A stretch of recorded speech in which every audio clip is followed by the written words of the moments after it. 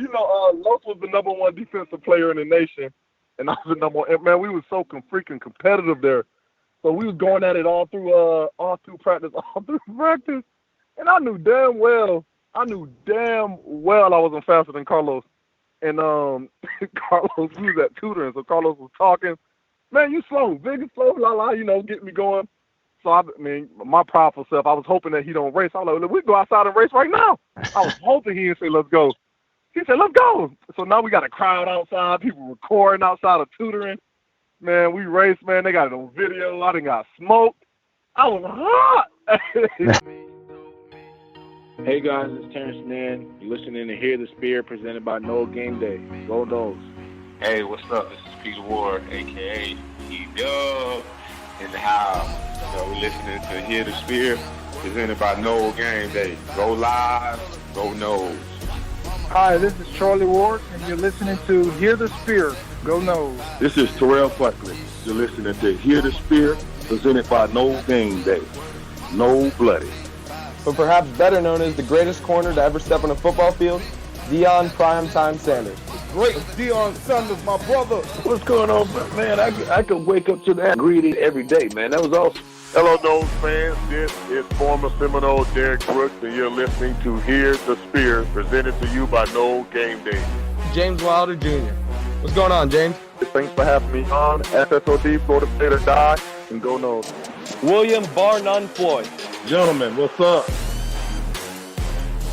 What's happening, guys? This is Logan from Here the Spirit, presented to you by No Game Day. We are here on Tuesday night. We have a gigantic podcast for you all. We have an hour and a half interview with James Wilder Jr. and Karlos Williams, two 2013 national champions and the running backs for Florida State.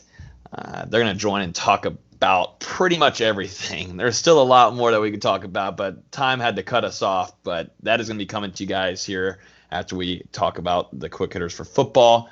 We're also going to recap FSU's loss to Duke, Cameron Indoor, and then we're going to go in and get you ready for FSU's next matchup on Saturday with Syracuse, and then answer a lot of y'all's questions. As always, you can listen to this podcast on iTunes, SoundCloud, Spotify, Google Play. If you're on YouTube, make sure you hit that subscribe button. And if you're on iTunes right now, I'm going to go and let you know you can rate us 5 stars and leave a review, and you have a chance for us to shout out your name once a week in the podcast here on Here the Sphere. So let me go and welcome Austin VZ, our lead basketball writer, and our lead writer and editor, Dustin Lewis. I switched it up this week. How y'all feel about that? I feel disrespected to be. Damn. I feel very respected for first time in a while.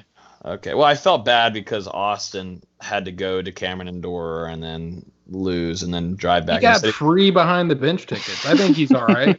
Never mind then. Never doing that again. He said he was very tired. Don't pity the guy. That game took it out of me, man. Wow. Still feeling the effects 24 hours later. Oh, my. What were the reactions like from some of the players and coaches with you getting to – did you talk to anyone after the game? Just a little bit. They didn't really say anything. CY was just typical CY. No, it was probably really tough for them. No, honestly, considering the loss they took, they were fairly upbeat, which was nice to see.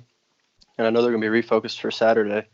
The best was Devin Vassell's brother. I sat next to him. I sat between Devin Vassell's brother and Malik Osborne's either dad or uncle. Mm-hmm. Man, the whole game they were a riot. They were picking on the refs. It was awesome. Sound like a good time. And they were also right to be picking on the refs. Yeah, they were really picking on the white bald ref. They were getting on him all game. Ooh. Yeah, there might have been some interesting calls during that game, maybe, which I think you guys will get into it whenever we get to the basketball segment. But since we don't have a lot of time, like I said, this interview with those two guys coming up with Wilder and Williams, man, it's a lot. It's a lot. So get your popcorn ready for that. So we're going to run through these real quick. Let's jump straight into football. What was announced today by Florida State and LSU. The series has been officially announced. I know there had been some talk about it last year, but this has been the official confirmation from both sides of parties. Florida State's going to be facing LSU and New Orleans in 2022, and then they'll be facing LSU and Orlando on 2023. And I hope I said that right. I hope I did, even though I already looked it up. Yep, I said that right. So in 2022, Florida State's going to travel and play in the Mercedes-Benz Superdome in New Orleans to play Coach O, if he's still here. And then Florida State's going to head back down since, I believe, 2016. FSC's last time playing in the Camping World Stadium. They're going to be going there in 2023 to face the freaking Tigers on September 3rd. How do y'all feel about that? First reactions to that? Obviously, LSU coming off of a national championship. My first thought was we getting smacked, but they won't be having Joe Burrow. So who knows? I really have no idea how to feel about it because we don't even know how Florida State will look this season. Yeah, like Austin said, it's still a long way out, and I mean, you can't predict what either team's going to look like. LSU lost so many talented players and coaches already since their national championship, and it's looking like it's just going to be totally new guys in there next year as far as like their star players and leaders on the team, things like that. Then you look over at Florida State, I mean, they just rebuilt the whole staff, and the guys are just now starting to get some of the players that fit in their systems into Tallahassee. So, I mean, we're just going to have to see 2 years away. Let me ask you two, would you rather this been a home and home series? That's tough because obviously both cities, both Tallahassee and Baton Rouge, are such great college football towns. And I've always wanted to see a game in Death Valley, especially a night game. Yeah. That would have been so much fun seeing my own team there. But New Orleans is such a great city. I've been there twice. It's the best food I've ever had. I'm not mad at it. I'm only mad at Orlando. Orlando sucks. Orlando sucks. Why does it suck? The Camping World Stadium is. Yeah, no, that's a. I think it's the worst stadium I've ever been in, and that's saying a lot. Wow. Yeah, I'll just say I wish it would have been a home and home, just because not many.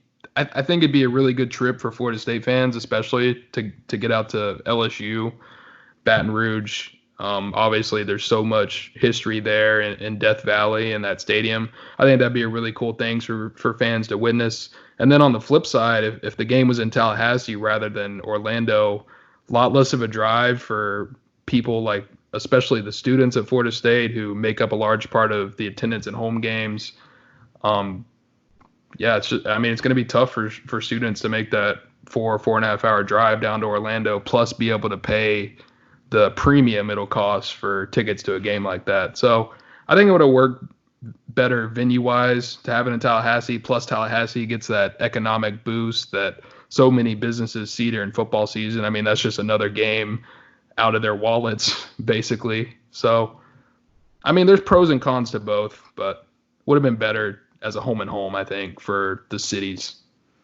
Yeah, actually, these games are going to be played on Sundays, so they're going to be primetime matchups, and if they would have been home and home, then it probably would have been a night game in Doak and also in Death Valley. And I would love, obviously, hopefully, I won't be a student still, but I would definitely kill to go watch a game at night, like Austin said, in Death Valley. I feel like that'd be a great time, and definitely for students to go travel over there. And I've only been in New Orleans once, but going over there for a football game or going over to Louisiana, driving over there, I think would be a good time with friends and such. So, but Florida State, both teams are going to get paid very, very well for taking these to a neutral sites game. So it is what it is right there.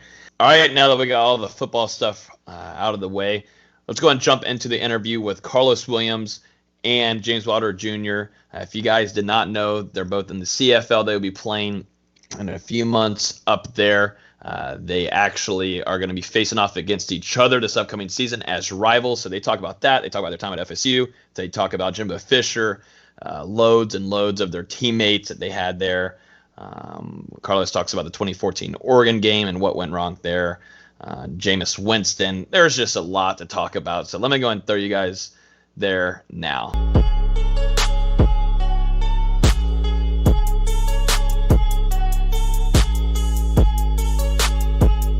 All right, this is gonna be a good time tonight. We have a big podcast with two guys with us tonight from the 2013 National Championship team. They don't really need a big introduction. You already know who they are. James Wilder Jr. and Karlos Williams. What's happening, boys? Yo. Living right now. How do I put it? We live. We live, baby. Yeah, in effect. Live in effect, baby. Man, y'all having a good evening or what? I feels like we're having two teenagers on the podcast at the same time. I kind of. I don't know. If you didn't know, now you know. You brought us both on at the same time. Yeah. It's been a minute too, man. So expect the show. Why would you want me and him on at the same time? Like, who would do that? At the same time. I'm an idiot. You already know that. If anybody knows me and Dub, you don't put me and Dub on anything at the same time. Not at the same damn time. When's the last time y'all talked on the phone? We've been talking, but it's been a minute since we linked up, man. You know, I've been up in Canada these last 3 years. We trying to link up, man. I'm trying to definitely. Oh, go ahead, Loso. I said it's been a minute though. I mean, like James said, like I've been away from football for a minute, and I think that's where the separation started. And it's not really a separation because I've seen Rashad Green since I've been back in Tallahassee. I talked to Jose Matias from the team. I mean, Jacob Coker just had a baby girl. Just celebrated a couple months. His baby girl been born, so I wrote him on Instagram. So I mean, we stay kind of in contact, but as far as seeing each other, it's kind of hard. I mean, football takes you different places, different cities. I mean, Cam started just won a Super Bowl in Kansas City. He started out in Cleveland.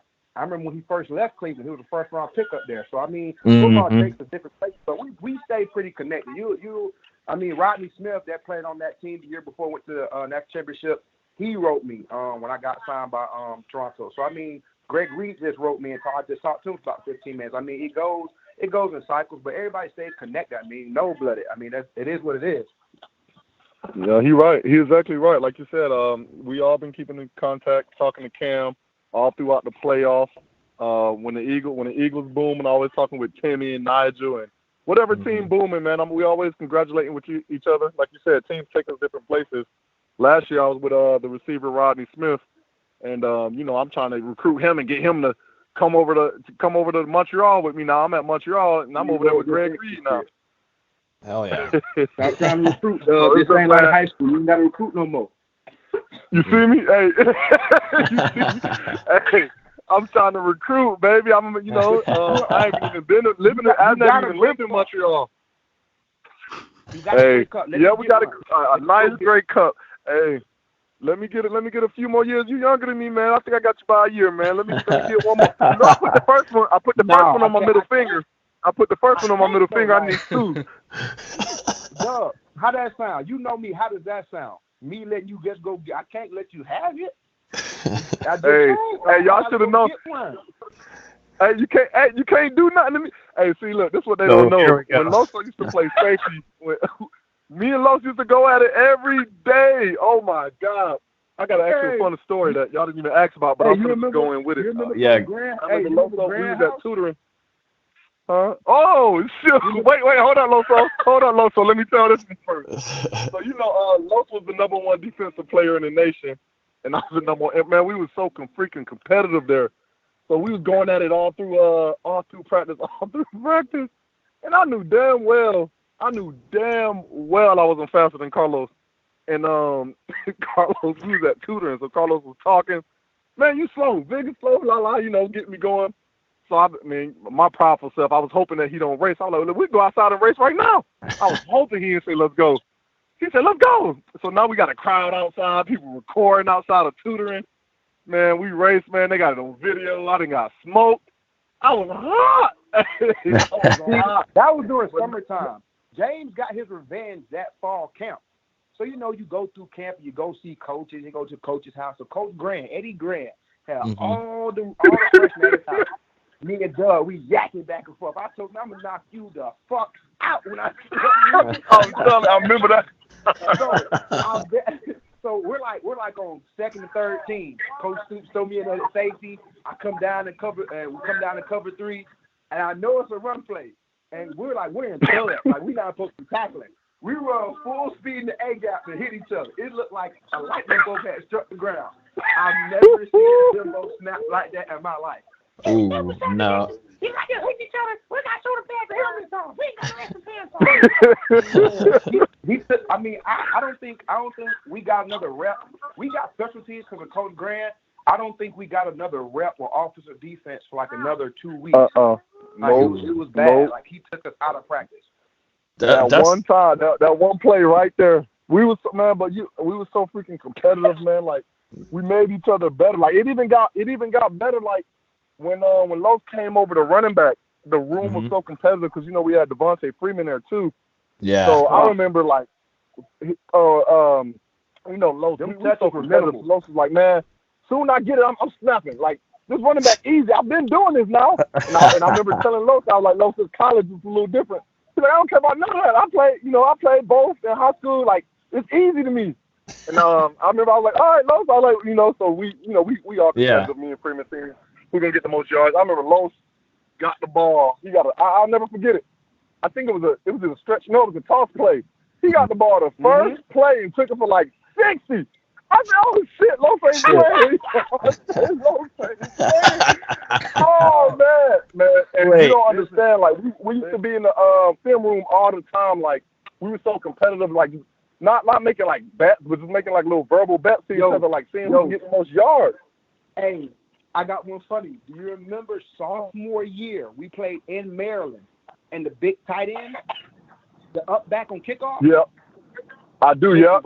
That week, we're watching film, and they had like a 6'8", 275-pound tight end. He was an O-line. Big, tight end. Yep. So Coach Grant in the meeting, hey guys, hey James, hey K-Dog, you're gonna go down the field, you're gonna rip the freaking head off, you're gonna put your foot right in the rear end. They juiced me up. So the first time I ran down the field, I see this person, and I literally jumped into him. That whole illegal contact stuff wasn't around the sophomore year. I remember that. Yeah. And Dustin. Coach slammed me. I remember that. I said, Coach Grant, you got to get somebody else out there. I'm not hitting that man again. Coach Grant, being a great motivator. Hey, K-Dub, next time you go down there, you put the fear of God into him. You give it everything. Yeah. He caught me again because Chad Abrams got a fumble for a touchdown. We had a fumble recovery scored real quick. I run down the field big Chad, again. Not doing it. No, I mean that's the worst experience I've ever had. And that used to be no joke. Because we had our freshman year we had the reputation. So we was like, me and Los was in the middle. We was just really going down there to smack a wedge. Yeah.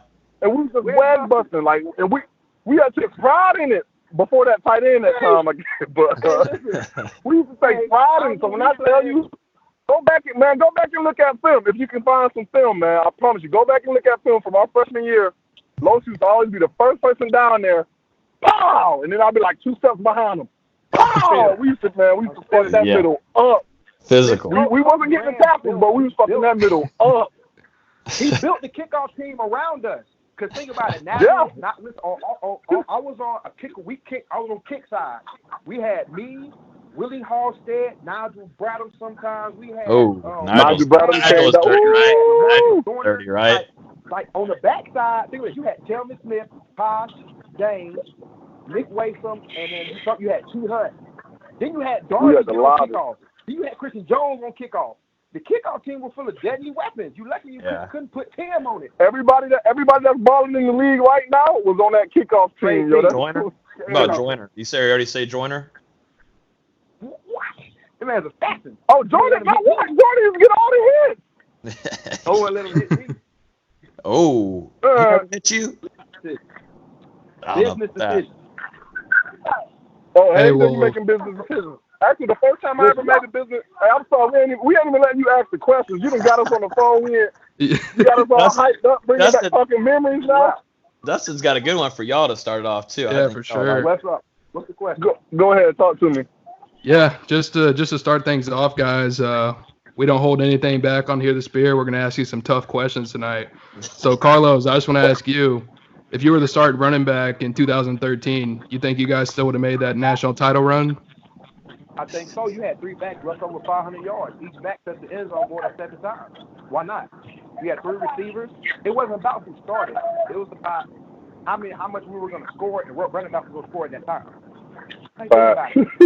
Before I moved to running back, Chris Thompson was here that prior year. Yeah. Think about that. James had a breakout game against Clemson and Miami. So did Devontae. That was without Chris Thompson. I just got added to the pack. I mean, it was about seizing the opportunities. Everybody touched the ball. Everybody was going to make plays. Everybody was going to touch the end zone. So we was going to figure out who was going to do it the most. I mean, Devontae was the lead back. Honestly, him and James were more mature than me to be at running back because they had did it for so long. They had made themselves a running back. I played everything in high school. I had to play kicker, punter, quarterback, running back. I had to block myself sometimes. It was different. They had matured in that position. So me coming in the room, I had a lot of help. I mean, I had young guys chasing me, like Pender was chasing me, Ryan Green was chasing me, but I had guys that were leading me that kept me hungry. So, I mean, it was easy to do it. I mean, I wouldn't say there was a starter because everybody touched the ball. Like, everybody touched the ball at running back. So, I mean, it didn't matter who started. I could start. Devontae could have started. I think our backfield was able to carry us a long way. But then you had Telvin, Benjamin, Timmy, Charles, Rashad, Green, Nick O'Leary. We're going to win regardless. I mean, right. I think that we had an offense. We had David Clinton. I mean, of course, we were the dominant field position team. Tell me, whenever y'all are having y'all's practices in 2013, because we've had quite a few guys come on from y'all's team then, and they talk about the practices and how it's practically hell for you guys. Watch it. Don't hear something funny. Watch it. Hey, Doug. Yo. What's 4:35? One more time. What time? What do we do at 4:35?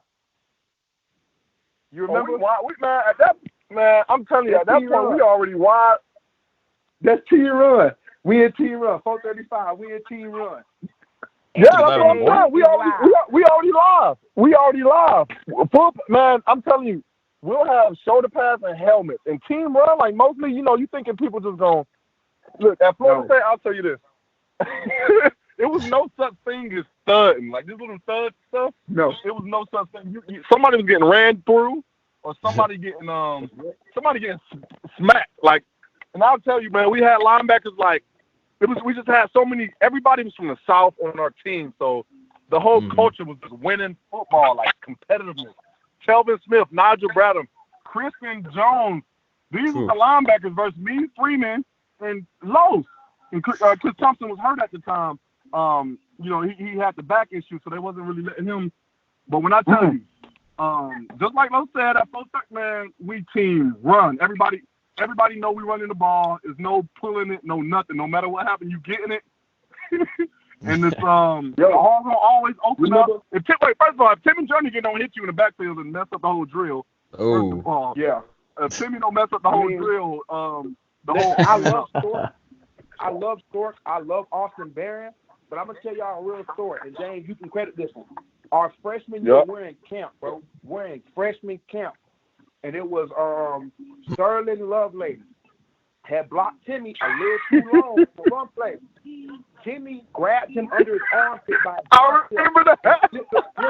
And he flipped him over his shoulder. He went to choking him like, "I'll kill you right here, bro. I'll kill you right here, bro." He was about to kill him, yo. Listen, so everybody like, "Oh, this man crazy." So Odell Hagan, my brother, who's the defensive captain, say, "Hey, Vince, you need to go get him." Vince say, "Man, you go get that man. I'm not going to touch him." Tim was strangling him. He said, "You blocked me." No. Hey, first, hold up, Loso. Hey, first Jimbo told Dale first, and then Dale told Vince. Nobody was trying to walk up on Timmy, yo. Hey, Vince, you need to go talk to him. You need to calm him down. Man, you gonna calm him down. Me? No. Ain't nobody walking up on Timmy, boy. Wait, who talked the most shit on the field during practice? Me. Man, you? Hey, that sounds about right though.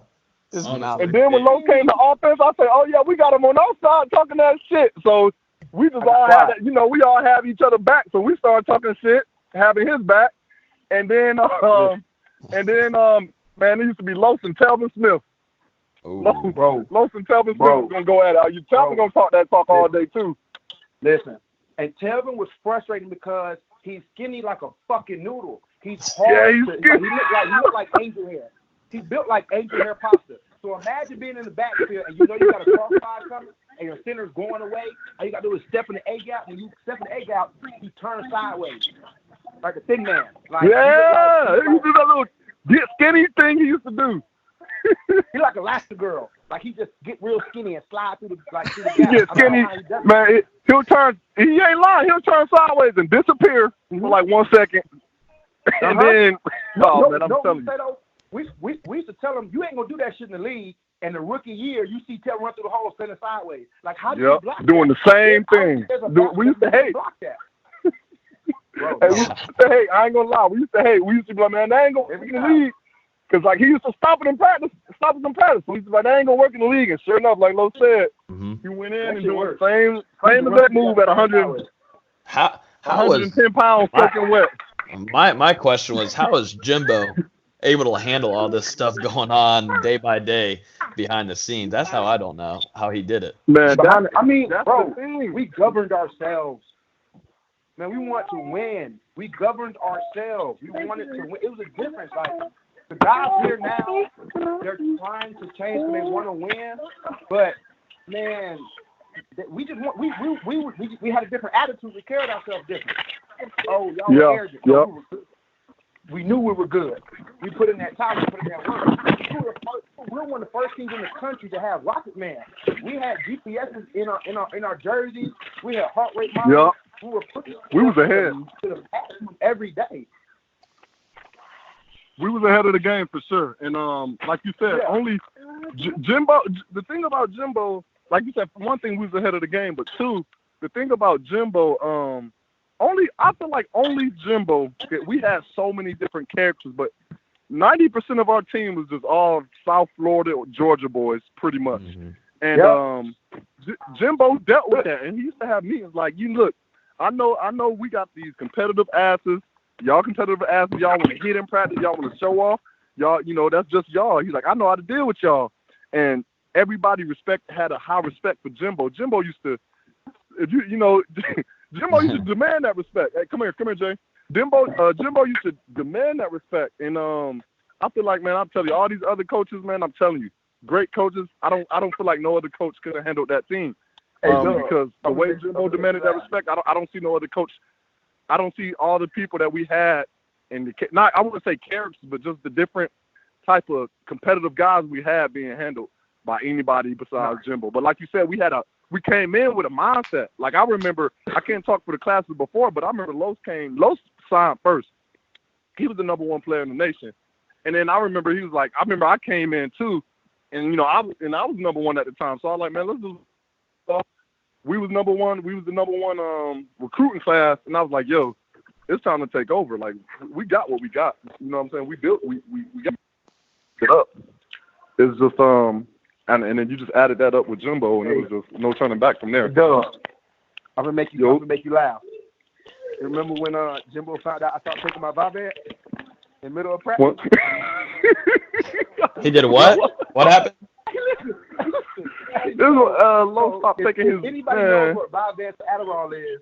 Adderall. It can be an appetite suppressant. Also help you with your ADD, ADHD. And so one day we were in the middle of practice, and I got a swing route. And we reloaded the play 3 times. And I just stood in the backfield, not under the swing. And Jimbo say, "God damn it, Jamie! It's y'all again!" Hey, Coach Graham said, "Hey, no, I said, no." He said, "Get your ass inside and take a minute." Coach Graham to come back out to practice. Coach Graham tried to come in. Next time I find it, you're not taking your ass. Your ass ain't practicing, son. Los used to have to take those Adderall. Los used to take those Adderalls before practice, man. Oh man.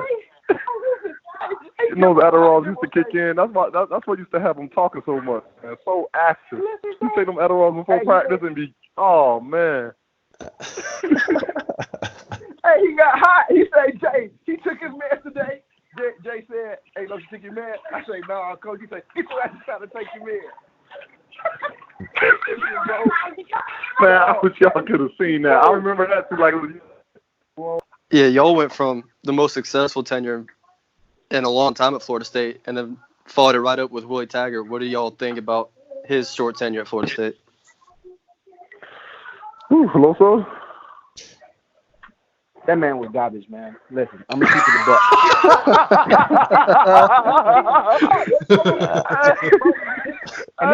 But I'm going to explain why. And I get this question all the time. I get this question like, "What do you thought about Willie?"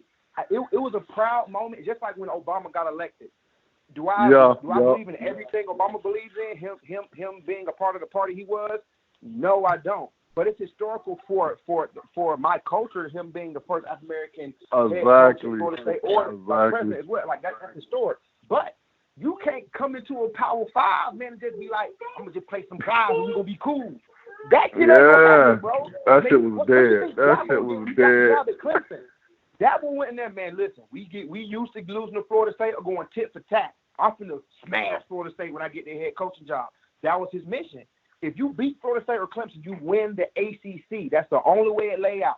Think about it. Over the years, if Florida State ain't winning it, then Virginia Tech may pop out a Tyrod Taylor.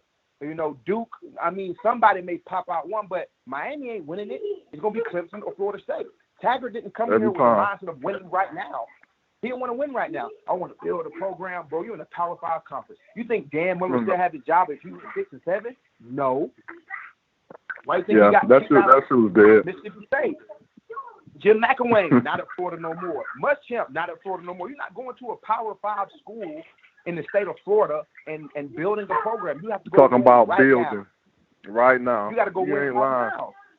You ain't lying. True. And what I've seen from the outsides too, and everything Lo says right too. It ain't no time. It's no time. Not in a conference like that. Not coming to a powerhouse like that.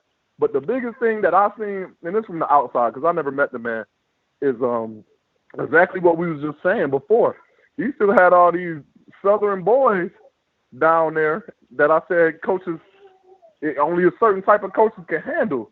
And from what I've seen from the outside is he was just too friendly with them. He didn't demand that respect. Like, these boys were getting childish penalties. These boys was just, feeling like stuff was owed to him. Like, you could just see, just the vibe that I was getting. And like I said, I haven't been back in a while, and I was looking from a distance. But, I just felt like he was just too cool with them, and the players was just too comfortable. Now, you're supposed to be cool with your players, but like you said, you're supposed to be having that still, like that uncle-type relationship, respect level. I feel like he wasn't getting that all the way from the players, and I don't know. That's just the vibe I was getting from the outside. Here's another thing. I've seen recruiting classes come before me and after me.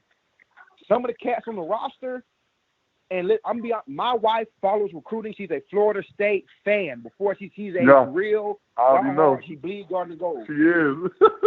Man, babe, you know who this recruit is? Not a chance, because I don't know how he got an offer from Florida State. I ain't gonna lie. Half the cats on the team, I can name probably 4 cats on the roster right now that could have played with us in 2013. I can name possibly 4, and I don't mean that means they would be on roster. I don't think they would even play. You got Marvin. Marvin is a good defensive tackle. He's going to be a top 32 pick when he comes out. I think Terry, but I don't know where Terry get plugged in at, because Bobo Wilson and Kermit Whitfield played good, and then you had Travis Rudolph come in and play well. You got cats that are young that were playing, so he's gonna have to fit in that class. Who else can I really say off the team? You're gonna have Cam, but who Cam will get the ball behind? Who gonna take carries? Who gonna take less carries for Cam? Nobody. He won't get carries over me, James, or Vontae. Let's be honest. Who is gonna get carries over? Nobody. And then you had Cookie come in before him. Cookie. When was he gonna touch the ball? You gotta tell the people who Cookie is. Man, that's Dalvin Cook, man, the chef. Chef Boy Cookie. Y'all playing. But then think again though. Then you had Mario Pender who got screwed, really. He really didn't get a fair shake. Because time Cookie came on, Jimbo was like, well, he got a hot hand, let's keep rolling with him. Pender, we're gonna play Los, because Los our big back, we don't got another big one. Then you got Jacquez Patrick that came in and got cheated as well. Half the guys that played on the past couple of teams couldn't even play in 2013. They weren't even seeing the film.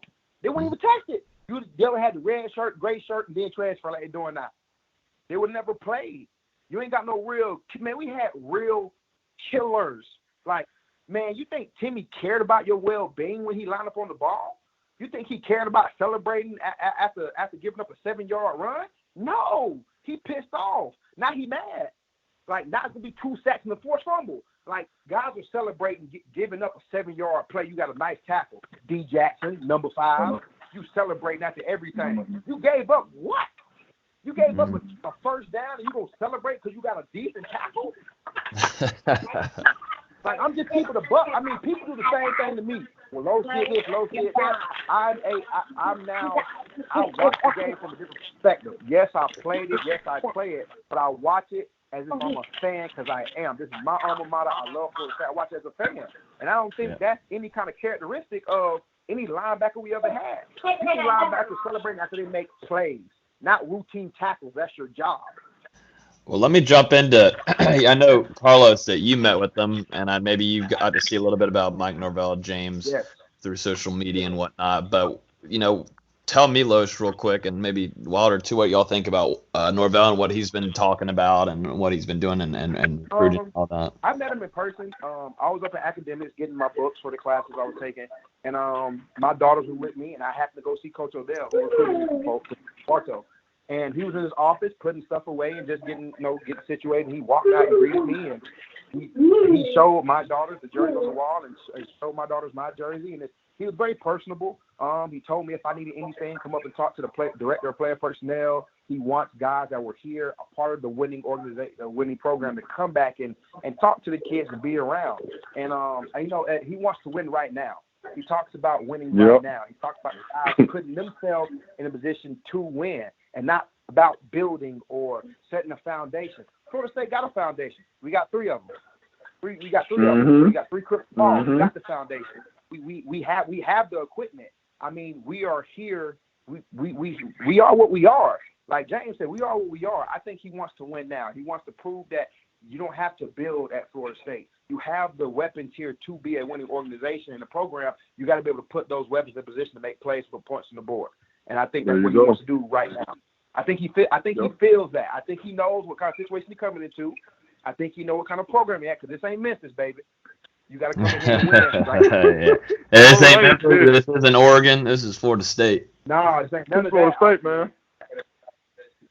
I like the vibe that I got from him, man, because like I said, I've been away, and I haven't met him, but this guy, he reached out to me. He reached out to me and about some cultural things and about, wanting to get me down there, wanting to get past players down there. Okay. And he gets it. He gets it. The main thing, he wants to get back. Wow. He wants to get back to, like, what, what I'm saying? We don't want to sound like, the UB, them delusional dudes, like the U's back and all that stuff. We ain't trying to do all that, but you know what I'm saying? We want to get back to, like, what it was, like back to what it was before Target, or got there. And he gets it, man. He gets it. He wants to win now. He knows what we need to do. Why you call that man Target? You heard me. My bad. My bad, Willie. I ain't gonna be disrespectful. My bad, Willie T. I ain't gonna be disrespectful. James trying to get away with it. I know Willie had some gold slugs. I know Willie got the top and bottom gold slugs. Oh yeah. Man, I seen that. I thought that was an edit. Was that was real? Bro, them goals was real, man. Ain't no way, dog. I thought them goals was an edit, like a little jersey swap type edit. Man. See, that's what I'm talking about. Hey, Karlos trying to get your ass. That's your fake. That is I'm fake. about to say, see, listen, I've been so out the loop. What? Hey, Lowe's gonna see. Lowe's gonna find out. Lowe's gonna find out. Once he come out to Canada, like, it's so many, it's no more, unless you got, like, your laptop or something, it's no more watching all the college football games no more. You're gonna be, ESPN gonna be hockey, golf, and, like, pool, poker. That's gonna be the type of games that's on ESPN in Canada. Don't tell me that. So how do you watch NFL football? Man, hey, you better bring your laptop up there, baby, because even if you buy a laptop in Canada, okay. Hey, you know what? I got good Fire Stick. Hey, I'm gonna say, that Fire Stick. See, I just got on the Fire Stick, so I missed out on a lot. You just got on the Fire Stick. Man, I was on the week behind. My bad. Look, see, he get me off topic. I ain't gonna let him get me off That's topic. good content. That's what podcasts are for. Okay, well, let's go. Well, yeah, I mean, listen, y'all gonna understand when y'all go to Canada, it's different. It's not ESPN. It's something called TSN, and they're gonna always promote their Canadian stuff first. It's called TSN. Y'all gonna be laughing. Watch, Los, you gonna be. Man, it's going to be a big game, like a big football game on Alabama versus Florida State or Clemson versus Florida State. And that bit ain't even going to be airing. You're going to get it on ESPN. It's going to be playing bowling or, like, golf. You're going to be like, what the fuck? Like, how the hell? You're like, there's no way these Canadians want to watch this over want to watch this over college football. But they'd rather watch hockey. Yeah, I mean, hockey's big there. Hockey is big there. Yeah. Los, I already told you I'll give you all my connection. I'll give you all my connection in Toronto. You got to experience that, though. Bro, but nobody want to go sit in a damn ice box. You want me to? It'd be cold as hell, yeah. It'd be cold as hell. We're going to go out my house into the cold to go into a cold arena where they skating on ice. Yeah, you lost it. You got it, partner. It'd be cold as hell. What? I can watch Blue Jays. I watch Blue Jays. The Blue Jays are playing a dome, don't they? Don't the Toronto playing the dome? Yeah, I go watch them. No, they ain't playing in no dome no more. They playing in that cold. No. Hey, can't do it. They out there you singing "Take Me Out to the Ball Game" in 5 degrees, man. Take me back to the crib. I said dead, man. That should be dead. Cold.